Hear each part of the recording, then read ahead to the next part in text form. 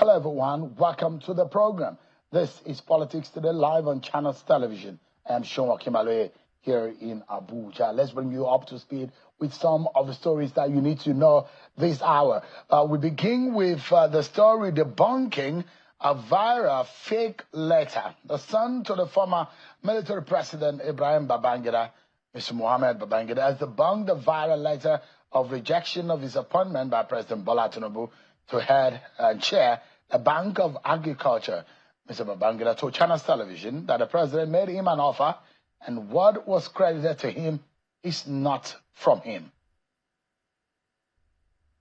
And the Labour Party, the Julius Abure-led leadership has convened a National Executive Committee at the party's national headquarters in Abuja, where key party leaders and stakeholders in attendance present at the meeting, while the fractional National Chairman, Mr. Julius Abure, National Secretary Elijah Umar Farouk, National Publicity Secretary and Labour Party State Chairman from all 36 states and the Federal Capital Territory. Also in attendance is the party's 2023 Vice Presidential candidate, Mr. Yusuf Dati Baba Ahmed. When speaking at the event, Dr. Dati Baba Ahmed called for unity and a renewed sense of purpose ahead of the 2027 general election. Take a listen to what Mr. Baba Ahmed said earlier.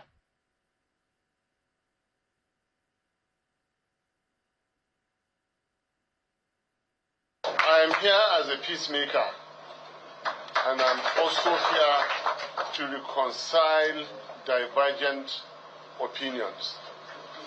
I'm very, very proud to say that I did attend meetings of a certain attempt for coalition in Nigeria. Morally speaking, if your neighborhood invites you to discuss the security, you must attend. However, if you attend and they discuss other matters besides that, you are at liberty to restore yourself to your former position. I have attended and I have listened to the coalition attempts, yet I still remain in Labour Party.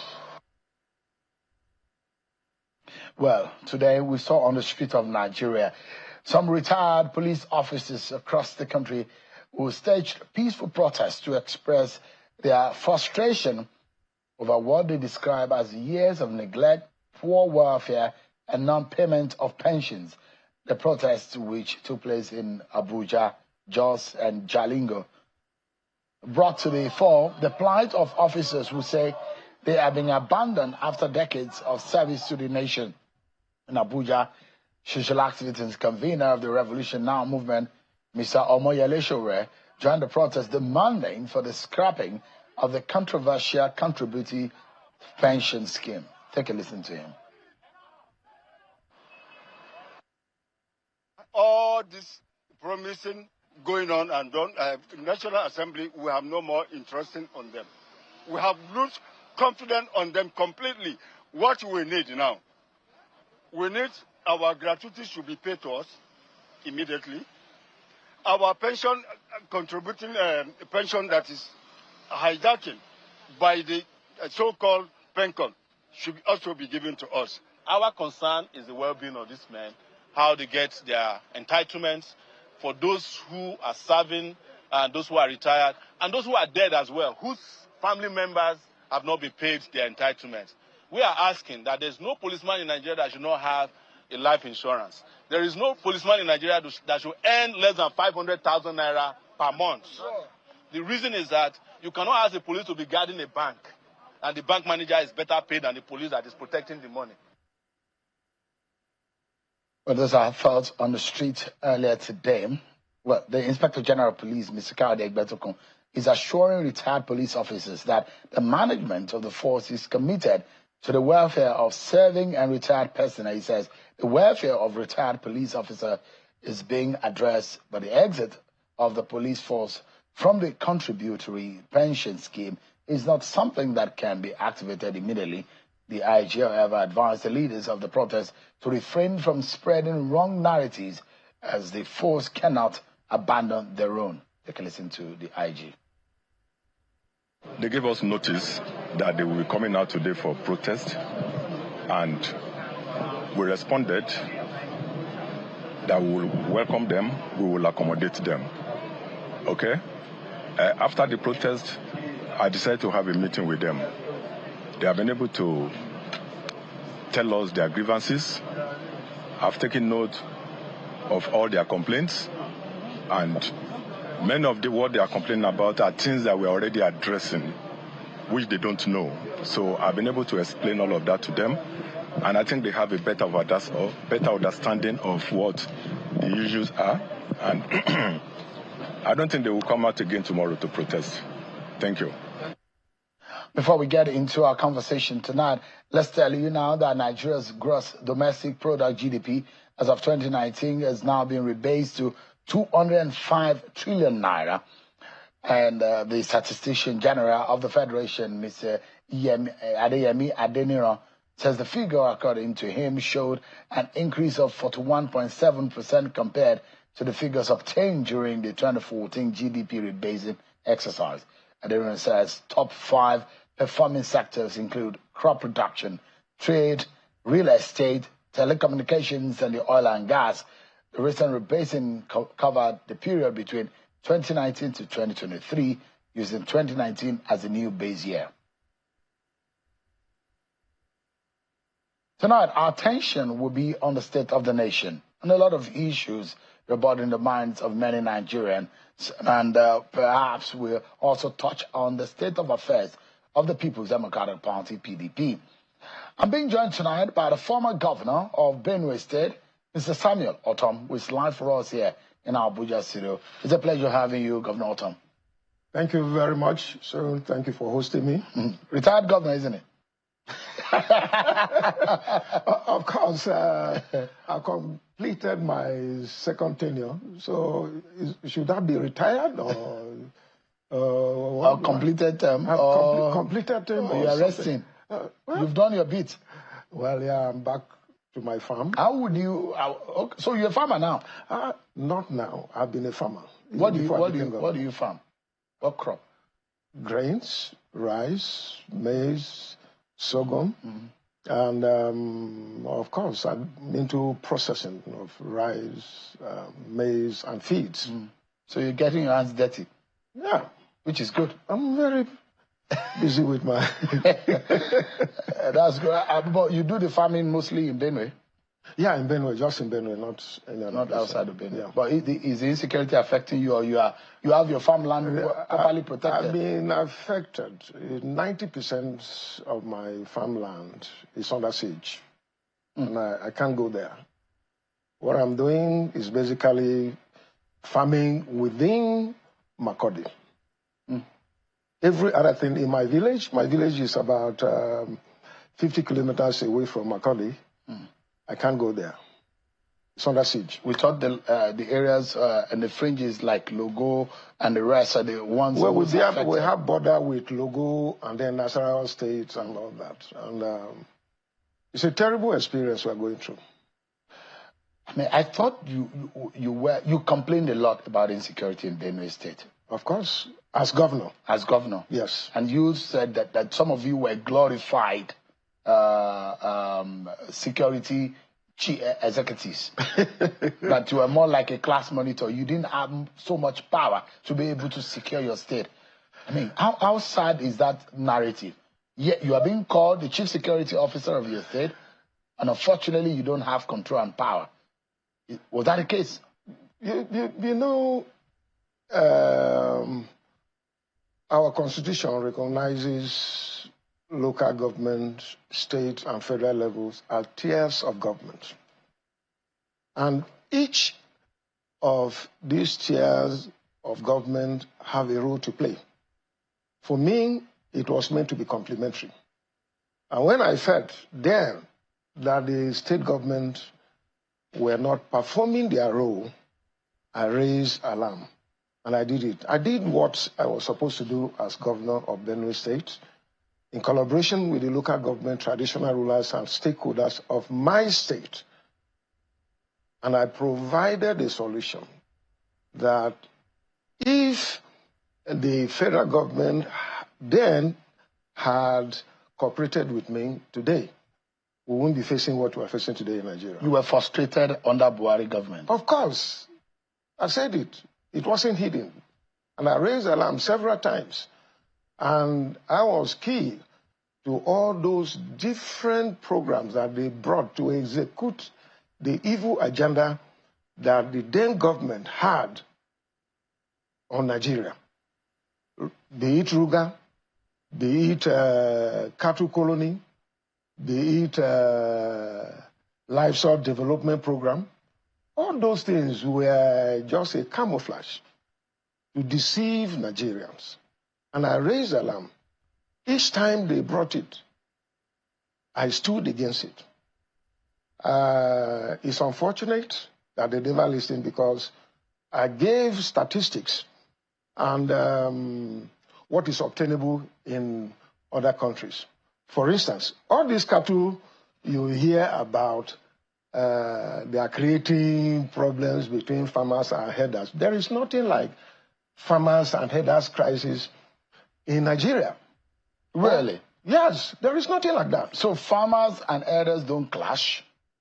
It is not. These people go there to kill our people, destroy their farms, rape our women, kill our children. When you say evil agenda, is it a deliberate attempt? Is it a plan? Is it a ploy and plot?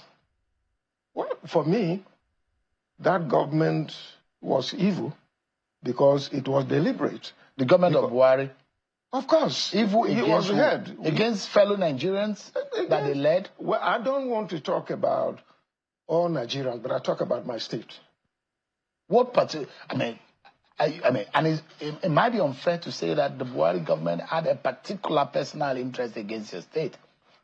Are the people of the state it was happening elsewhere too, but you see, I wasn't in charge, and I don't want to talk about those areas where people were talking about the same thing that was happening to me. But that government had condemned some of your statements. They said you went too far. They said you are leftist in your commentaries, and that some of the things that you said were not true. Which too far? Those facts, everything I said was verifiable.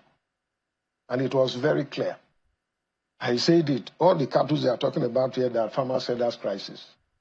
The total cattle you have in Nigeria here, there are less than 40 million heads of cattle. In Brazil, you have over 260 million heads of cattle. In India, more than 200 million heads of cattle. In Argentina, in America, in South Africa, and all that, all the cattle they have is more than what is in Nigeria. So why are you making it an issue? But what is the global best practice in all these countries where there are no crises? They ranch. There is no way cattle rearing and farmers can cohabit. There is no way. There will be crisis. And so they have found this to use against our people. To what end? So that they will occupy. Who are these people? Land. Who are these people? Of course, I will continue to say it. These are mostly foreigners. So from other countries. Isn't this intriguing that you are alleging that the government of the day is using foreigners to take over Nigerian and natives' land? I'm not talking about government of today.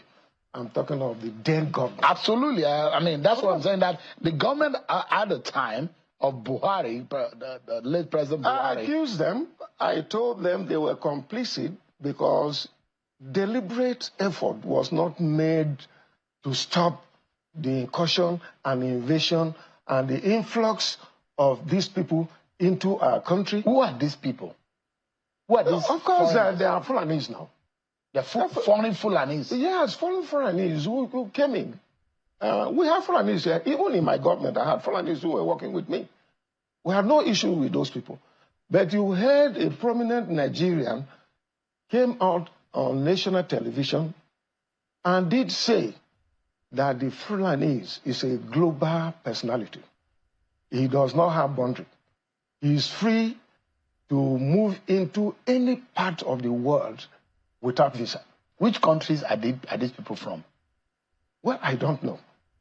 But I can tell you that the people that are identified while serving as governor, they were people from Chad, they were people from Niger, they were people from Senegal, they were people from Mali, and some from even Libya, who came here and wanted to make this country. There are those who say, and I've spoken with several people, either from Benue to Plateau, and those who say some of them don't even speak Fufude.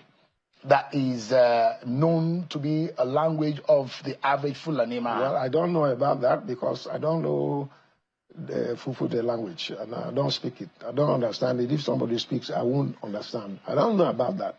But I'm telling you that people here collaborated with those foreigners to invade our land and take over. So when the Tortiv said recently that this is an invasion, yes, that it's a deliberate attempt to wipe out a particular people, so it's true. It's true. That is the truth. And I said it before, if you recall. That so nothing has changed? Nothing has changed. They are still doing it. But I believe that this government understands this better. And they will definitely fight them. I see some extra effort being demonstrated by this government. And I believe that they will give us some level of succor so that we can survive on our own. So were you part of when the president visited after the Yawata attack? Were you on the ground? Because the president said he was going to get former governors and eminent Benue citizens to come together. Were you part of that committee? I was there. I received the president at the airport. What were the solutions that were proffered? Well, like the president said, and I agreed with him totally because Mr. President is an experienced man when it comes to politics and governance. So that solution he gave to our governor was the best. And a tree cannot make a forest. He advised him to get the former governors, and of course, Akume is there, Suswam is there, I am here, and including, he specifically talked about the former military governor of Benue State, General Ortom, that he should also be part of this. Then the traditional rulers. I believe that having gone through this process, Akume went through governors in Benue State for 8 years, Suswam went for 8 years, I went for 8 years. The military governor, he also participated with his military experience and security experience, who would have been of great help. The Totiv, the Ochi Doma, and maybe others. If we come together, I believe that we will have at least some reasonable understanding and advice to the governor to help curb some of these things that are going on. Is the governor very, is he welcoming those ideas? Well, I wouldn't know because since then we have not discussed, so opportunity. The meeting has not been held? We have not had any meeting, so maybe we are still waiting. If the governor calls to go there, because Benue State belongs to us. And there is no way we can allow this to continue to happen. And unfortunately, where this incident took place, in Yerewata, where over 200 people were killed, that is my local government. The mother have you visited the place of my father, I have done that. I've been there. The mother of my father comes from that Yerewata.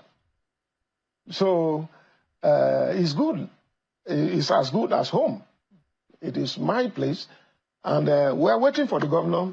If he calls us, we'll go there. What He's our leader. Yeah. What in your view? I mean, you're just the immediate past governor. Yeah. If you were to, and you think that the government of the day is doing better in terms of the handling, you are very aggrieved with those who say that you hated the Buhari government. And that if you now think that this government is doing better than the Buhari government in handling situation, what in your view do you think could be a lasting solution to the problem of Look, let me tell you, thank you for this opportunity to make this clarification on whether I hated Buhari or his government. I didn't hate Buhari. I didn't hate his government. I didn't hate any Fulani man. all that I was standing was I was elected to provide security and provide for the welfare of my own people. So I was just doing my job.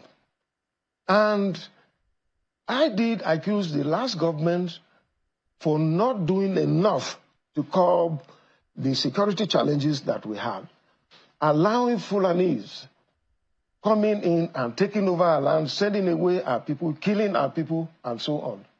And I couldn't just watch and continue to bury people. And I had to voice out. At least I had to voice out. But let me tell you, I did not stop at that. My government was able to provide a solution that in our thought we solved this problem. I've told you, other countries that they have more heads of cattle are doing well, no crisis.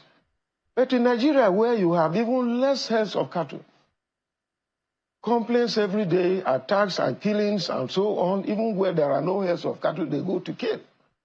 So it is a clear agenda of manipulating the people and taking off. And of course, this set of Fulanis that I'm talking about have not come out to deny.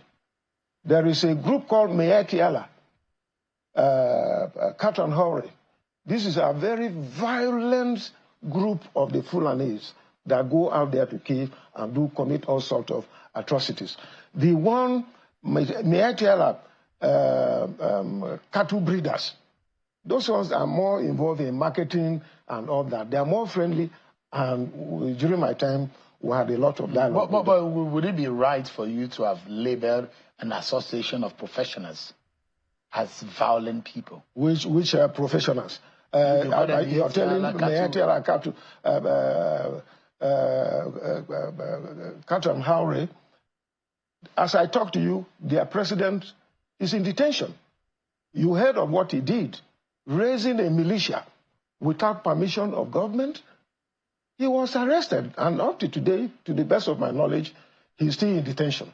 And so, how do you do that? You set up let me tell you, the other violent group again is called Fulani Nationality Movement, called FUNAM.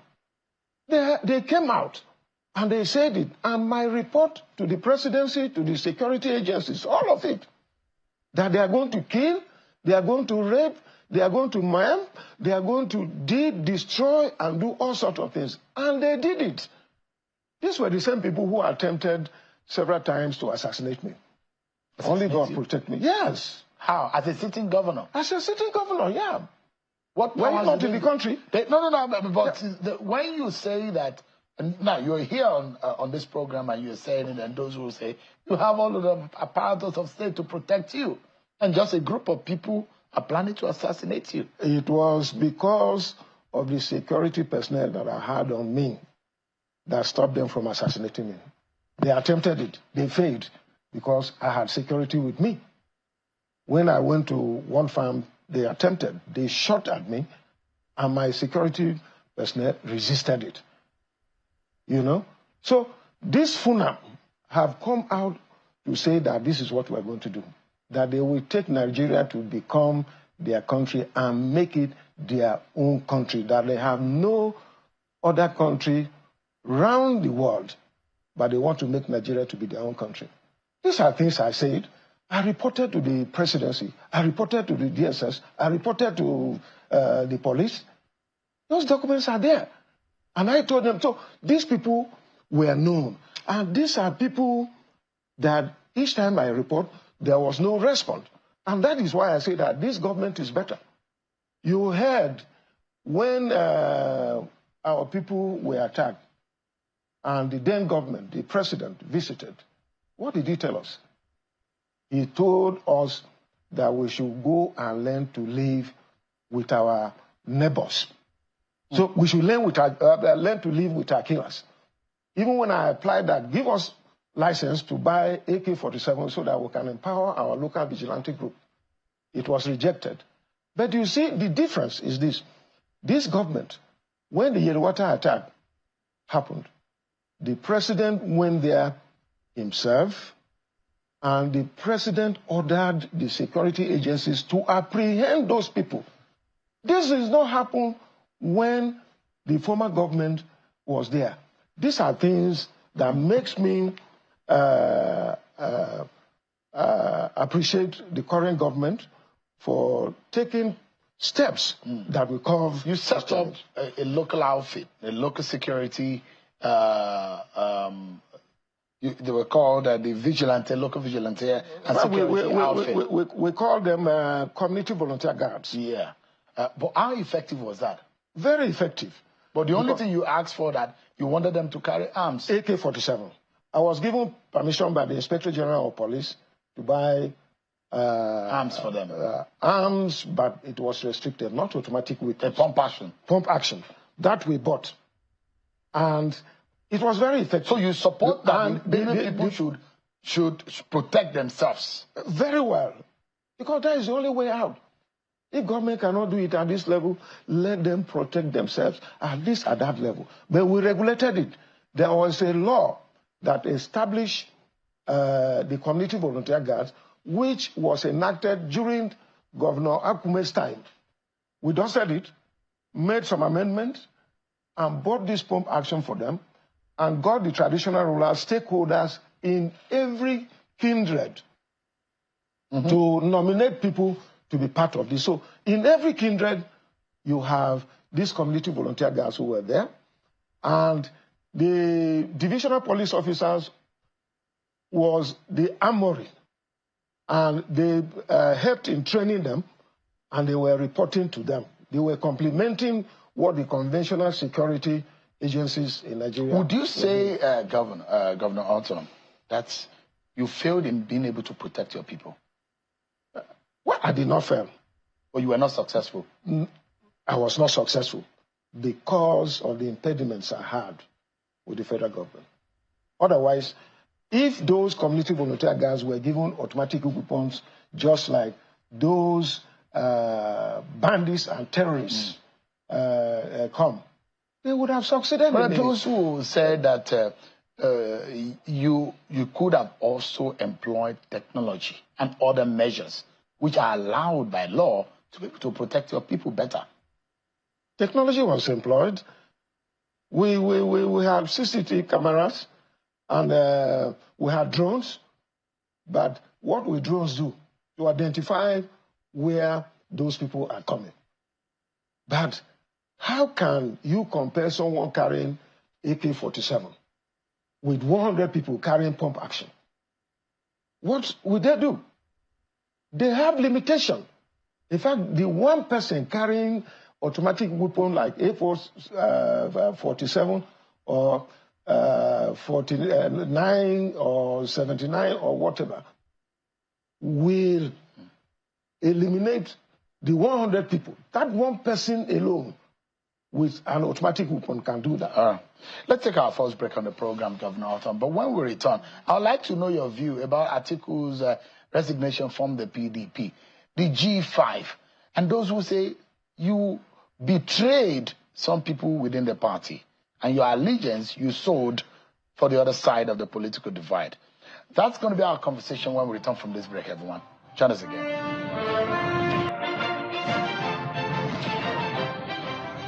Thank you so much, everyone, for staying with us on the program.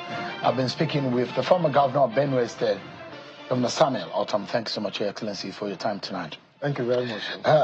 And I'd like to ask you this, because at the end of the day, I don't know whether you've taken a cursory look at your 8 years in office, and perhaps what you would say that the people of Benue State would remember you for.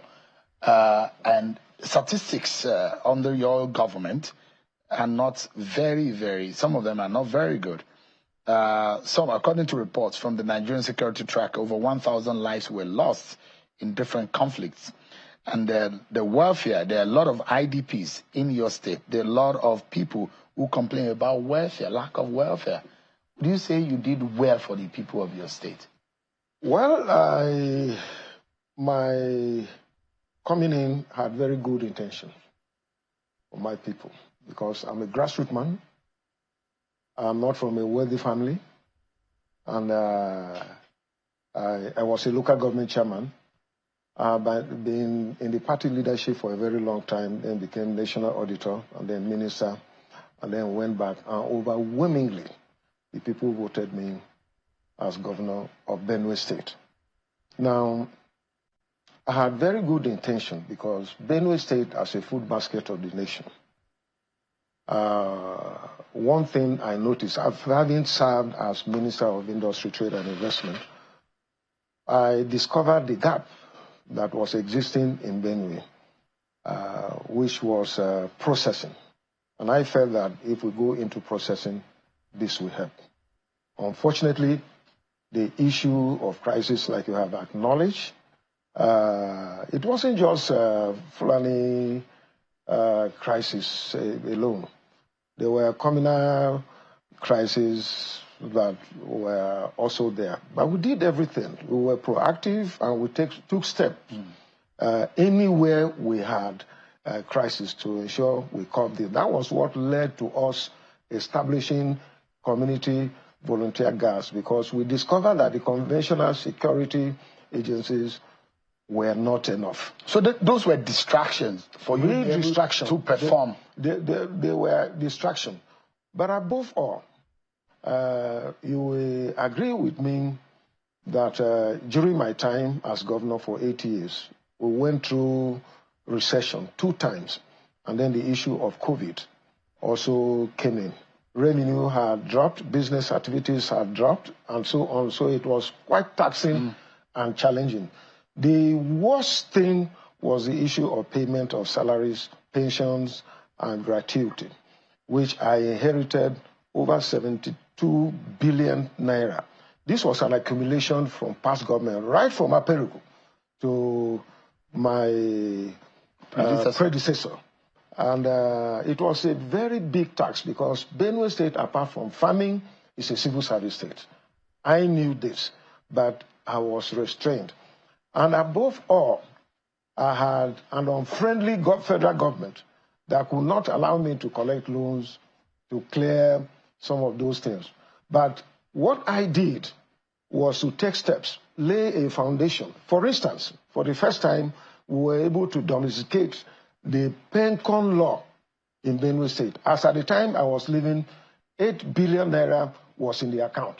So that if we reach certain threshold, we can borrow money from Pencon and clear the arrears, because federal government did not permit me, after processing, to get about 40 billion to clear the arrears, because in my 8-year tenure, I was able to clear over 30 billion of these arrears of salary, but the balance was still about 40 billion.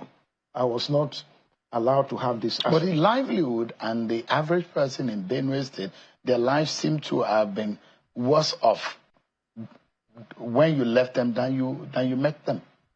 The statistics of the indices of the economy. There are those who say, for example, you as a farmer would have done better in allowing the state to be able to have ability to be able to produce and being the real basket and processing of the nation. Of course, but that didn't happen.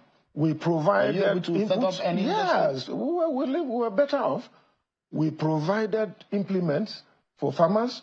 We provided inputs. Were you able to industrialize Benue State? I mean, in terms of food production, you're talking about subsistence farming, which wouldn't go far. I told you that we needed to go into processing. This was done. Several processes were done, including getting BOI to partner with the state government with the sum of 4 billion naira.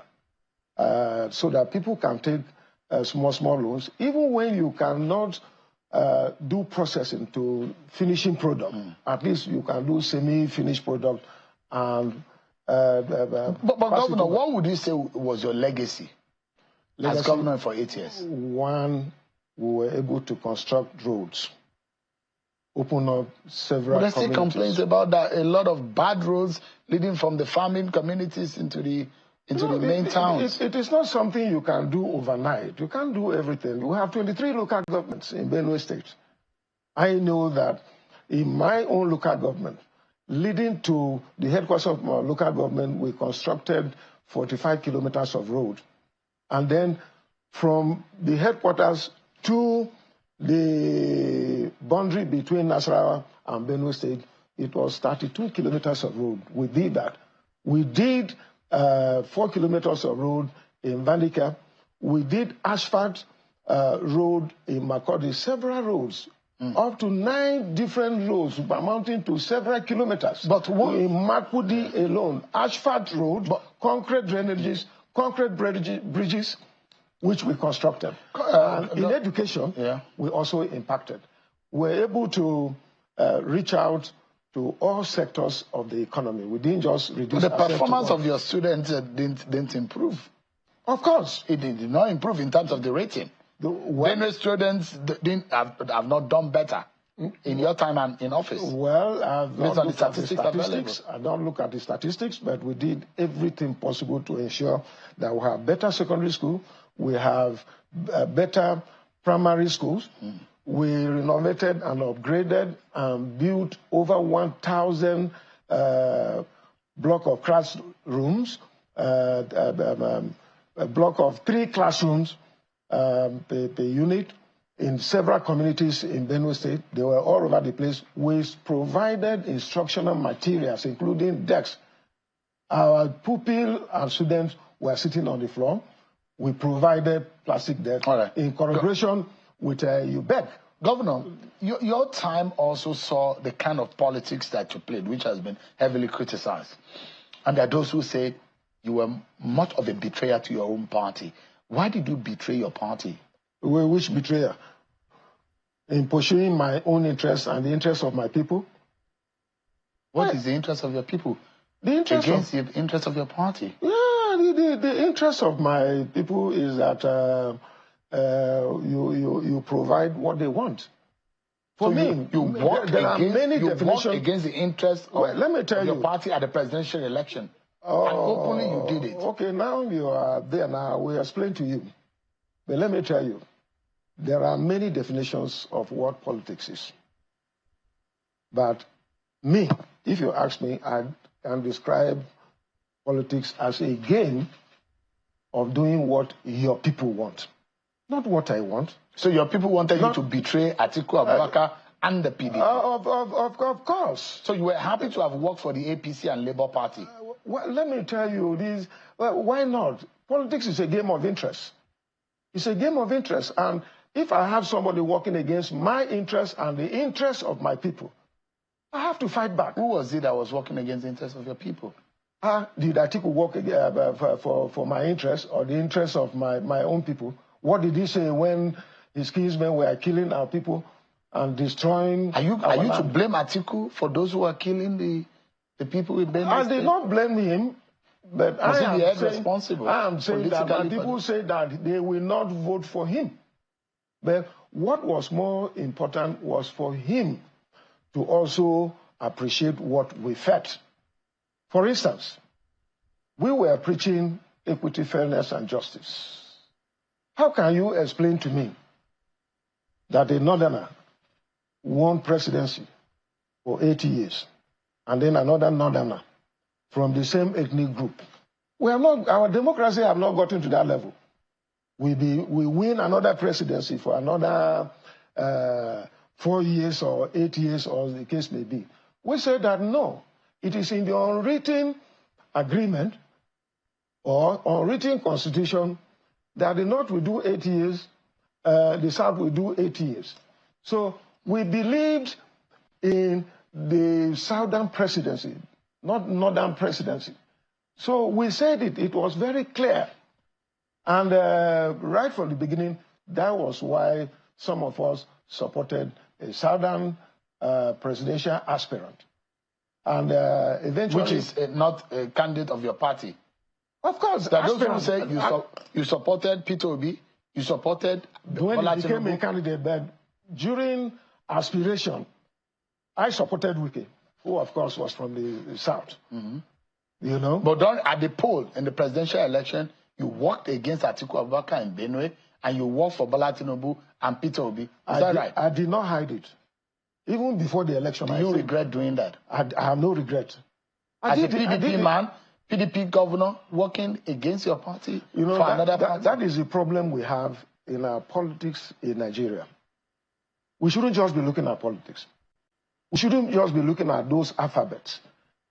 We should be patriotic enough to look at what we will do to unite this country, bring the country together, and add value and develop the country. Not just political party.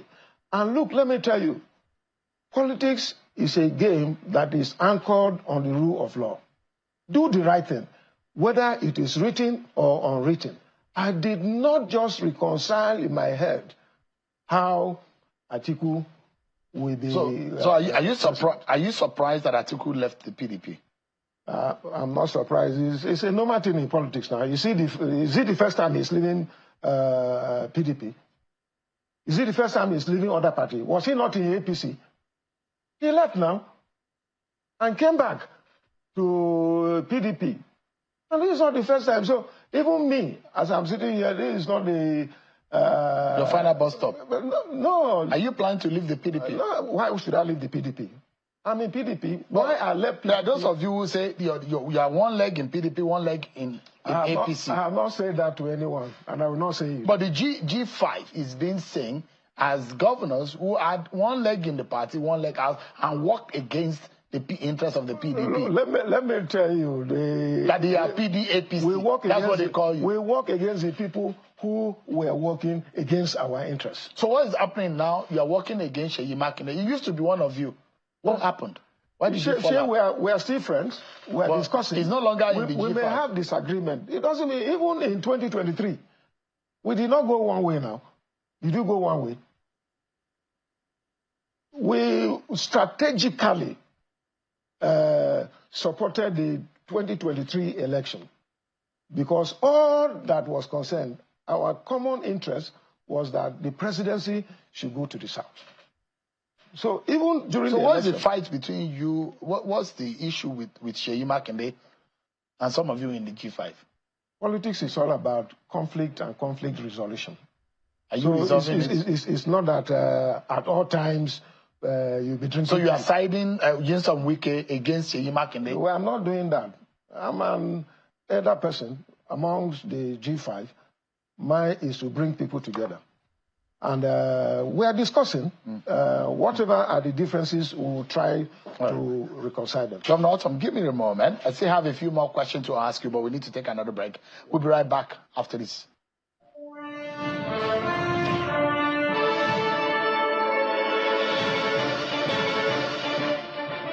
Thank you so much, everyone. Our closing moment now with Governor Samuel Ortom. So, for the opposition coalition ADC, are you going to be joining them? Join them for what? Most of your friends are there. Governor Gabriel Suswam is as far as I'm concerned. David Mark, your leader, is there. Well, they are free. Politics is a game of interest. I have told you.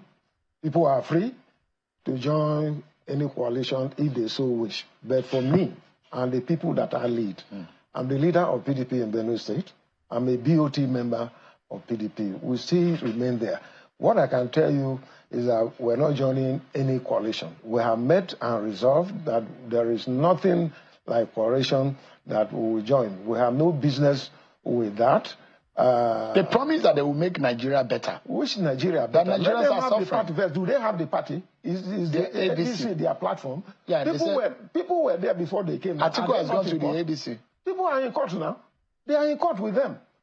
That what they did was wrong. So you don't see it surviving? I don't see it surviving because in any case, have you heard that somebody went and became an official of the party and then came back to resign from his former party? You resign first. We had Dumebi Kachiku, who is a presidential candidate, on the program yesterday. Yes. And he was very vehement about pushing that they came to his house and they wanted to chase him out. Did he accept? Did he accept? He said he has not accepted. They are not accepted. But he doesn't own the party. Dumebi does not own the party. He doesn't own the party, but the leadership is there. Did they accept? So with the likes of Benue Kachiku, you think it's going to be difficult for the articles of this world? I tell you that don't be surprised if tomorrow you see some of them finding their way to APC or back to PDP. PDP remains a party to beat. And in the history of Nigeria, if you go back from the early days of democracy to today, Nigeria have always maintained two political parties. And so we have APC, we have PDP. Any other person trying because of his interest, which there's nothing wrong in them trying to have that, but I can't see them surviving. And in any case, even if they survive, if they are through with the litigation that is going on, I believe that they will be defeated hands down. There are those who believe that to defeat Bola Tinubu and the APC, you need a strong another candidate like Atiku Abubakar in the 2027 election. Anyway, some of us are not in that conspiracy. Let Nigerians decide. It shouldn't be a conspiracy to defeat the current presidential or presidential candidate of the APC in 2027. Of course, I don't see any other member challenging him. So some of us are not in that conspiracy. If there is going to be any election, if PDP feels a southern candidate which we will support. So you will not support a northern candidate in 2027? Why should I support? I've already said it. The unwritten agreement is that the South should have 8 years. So you will support Seyi Makinde? If he emerges as a candidate of my party, why not? But will you be rooting for him to emerge a candidate? No, let him say he has not declared. Nobody has declared from this. Or would you say your friend Yenson Wike should run? Do you think he should run? No, he has said it severally. He's not interested. The job the president had given him, he's satisfied doing it. And I'm happy with his achievement in the Federal Capital Territory. It's as if there has never been any minister of the Federal Capital Territory in the history of Nigeria until Yenson Wike came. Are you secretly working for Tinubu? How? I'm asking. I'm not working for Tinubu now, but if the situation warrants, if there is no presidential candidate of the PDP in the South, why can't I do that? Because I believe in the Southern... You've done it before to work for Tinubu. I will do it again now. What is it? Will you be going back to the APC? You left in 2018. Why should I go back to APC? The situation doesn't warrant me going to APC now. I remain here, but we can do what you took Benue from APC to PDP, but they've taken it back. And you lost the election. You suffered it. It is not because I went to this party or that party. I know why I lost the election. And why did you lose the election? I lost the election because I stood for my people. And I know what went under the ground. And I'm okay. Since it was a southern candidate emerging instead of the northern candidate. That's the reason why you lost? Yes. Do you regret it? And have no regret whatsoever. All things work together for good. I'm a student of the Bible. And all things work together for good. It is God that crowns. If God did not give me, why should I regret what God has not given me? John 3:27, a man can receive nothing except it's given to him from above. So if God doesn't give me, I say give glory to God. Right. In all things we give thanks. And I give thanks to God Almighty for not getting into the Senate. Samuel Ortom, a former governor of Benue State. Thank you so much indeed for your time tonight. Thank you. I appreciate it. It's good to see you again. Thank you. Thank you. That's our show for tonight, everyone. Many thanks for watching. I'm Sean Wakimale. God bless Nigeria.